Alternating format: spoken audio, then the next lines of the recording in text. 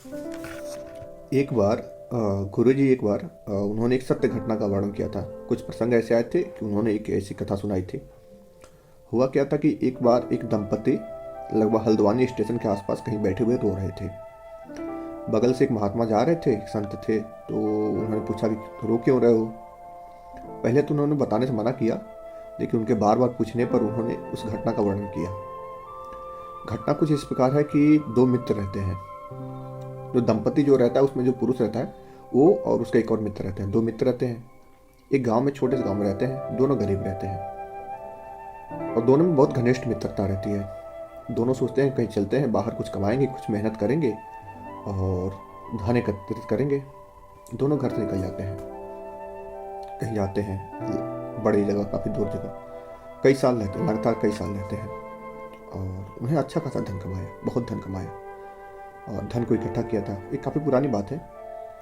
तो उस समय आज की तरह बैंक वाले सिस्टम नहीं थे, आज की तरह मोबाइल और कम्युनिकेशन का मीडियम नहीं थे। धन कमाया और साथ ही में रखते थे पैसा, और एक ही साथ दोनों एक ही रूम में रहते थे। उन्होंने प्लान किया कि अब अच्छा खासा धन कमा लिए हैं, अब चलते हैं घर, वहीं कुछ बिजनेस स्टार्ट करेंगे साथ में मिलकर। पैसा कमा ही लिया है। रात में सोए थे कि अगले दिन चलना है। रात में सोए थे तो एक दोस्त के मन में थोड़ी कपट बुद्धि आई।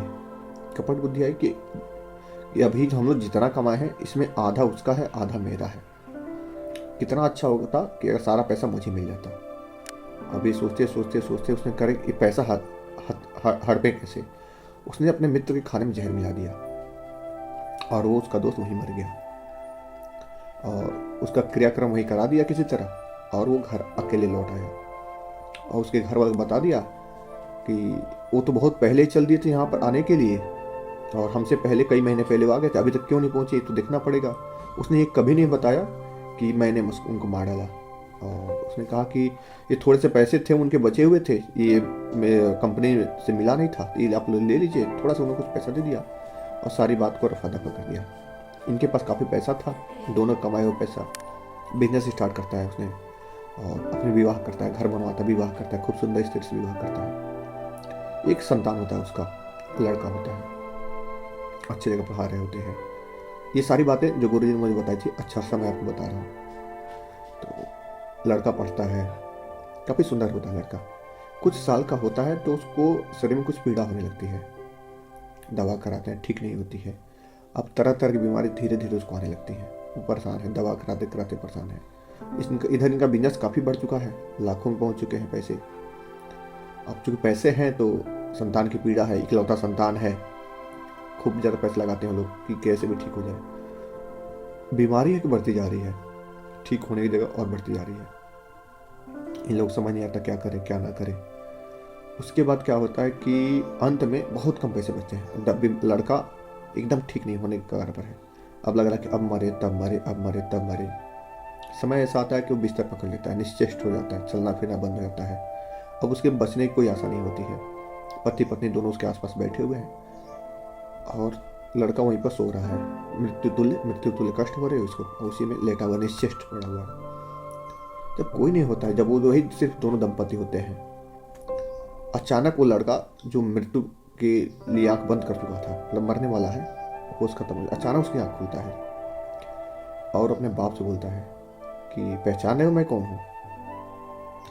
कहा तुम मेरे बेटे हो। करना मैं तुम्हारा बेटा नहीं हूँ, मैं तुम्हारा वो दोस्त हूँ जिसको तुमने जहर देकर मार डाला था पैसे के लालच में। अब इसको हक्का बक्का रह जाता है। कह रहे जितना तुम पैसा लिए थे मेरा, वो और उसका ब्याज सहित मैं तुम्हारा पुत्र बनकर तुम सारा निकलवा लिया। इस बीमारी में तुम सारा पैसा लगा चुके हो। इतना पैसा तुम्हारे पास जो बचा है वो मेरे अंतिम क्रियाक्रम लगा देना। तुमने जो पाया अधर्म से, अनीति से, वो सारा मैं लेकर जा रहा हूँ। इसको समझ नहीं आता कुछ, एकदम रोने लगता है और वो लड़का मर जाता है। जो कुछ पैसा बचा हुआ था उसकी अंतिम क्रियाक्रम लगा देता है और एकदम कहीं का नहीं रहता वो। दोनों पति पत्नी उस घटना को याद करते हैं, रोने लगते हैं, रोते रोते घर छोड़ देते हैं। और वहाँ पर वही हल्द्वानी के पास वो स्टेशन पर बैठे होते हैं तो महात्मा बैठे रहते हैं। उन्होंने उनको सांत्वना दी। तो गुरु जी इस पर कहते हैं कि हम जो भी गलत तरीके से कमाते हैं, एक ना एक दिन उसको भरना ही पड़ेगा। आज नहीं तो कल भरना पड़ेगा, और कोई ना कोई आएगा हमें जिसका उधार होगा हमसे लेकर जाएगा किसी भी रूप में। किसी तरह की पीड़ा देगा ही देगा, शारीरिक देगा, पीड़ा देगा, आर्थिक रूप से देगा। हमारे जीवन में जो लोग भी आ रहे हैं, कुछ लोग आते हैं सिर्फ खुशी दे देते हैं, उनका हमसे कोई रिश्ता नहीं, फिर भी खुशी देकर चले जाते हैं। गुरु जी बताते हैं जिनके साथ हमने पूर्व जन्म में कुछ अच्छा किया हुआ है, वो इस जन्म में हमें खुश करेंगे, सुख देंगे हर तरह से। आपने कई बार देखा होगा कि अनजान जगह पर हैं, वहाँ भी कोई आप परेशान है किसी वजह से, एक अनजान व्यक्ति आता है, आपकी हेल्प करके चला जाता है। और आगे बताते हैं गुरु जी कि अगर हमने किसी को दुख दिया हुआ है, किसी को कष्ट दिया हुआ पूर्व जन्म में, इस जन्म में वो आकर हमें कष्ट देगा, किसी प्रकार कष्ट दे सकता है, शारीरिक मानसिक किसी प्रकार का। आप भी देखते होंगे कई बार अच्छे होते हैं, माता पिता अच्छे होते हैं, उनका पुत्र ऐसा हो जाता है कि सारा जीवन उनको दुख देता रहता है। उनकी पत्नी किसी की ऐसी आ जाती है, किसी का पति ऐसा मिल जाता है, किसी के गर्लफ्रेंड बॉयफ्रेंड दोस्त ऐसे बन जाते हैं कि उनको दुख में डाल देते हैं। और जिनके साथ हमने कुछ अच्छा कुछ बुरा किया हुआ है, वो हमें कुछ सुख देंगे, कुछ दुख देंगे। तो ये कर्म फल का लेखा जोखा चलता रहता है, कर्म बंधन है ऐसा, ठीक है। इसके लिए उपाय क्या है कि अब तो पिछली चीज़ें बदल नहीं सकते हैं, गुरु जैसा बताते हैं कि पिछली पुरानी चीज़ें तो हम बदल नहीं सकते हैं। हाँ, जो हमें दुख दे रहा है उसको हम एक्सेप्ट करें और आज से हम कोशिश करें उसको हम अच्छा करें। अच्छा करेंगे उससे क्या होगा कि हमारे दुख तो पाना ही है, लेकिन हम आगे के लिए रास्ता साफ करते जाएंगे। हम आगे के लिए रास्ता साफ करते जाएंगे कि अब जो हुआ हमसे हुआ, अब तुम खुश रहो और हमें खुश दो। यही इसी प्रकार हम उसको कम कर सकते हैं, बदल नहीं सकते हैं।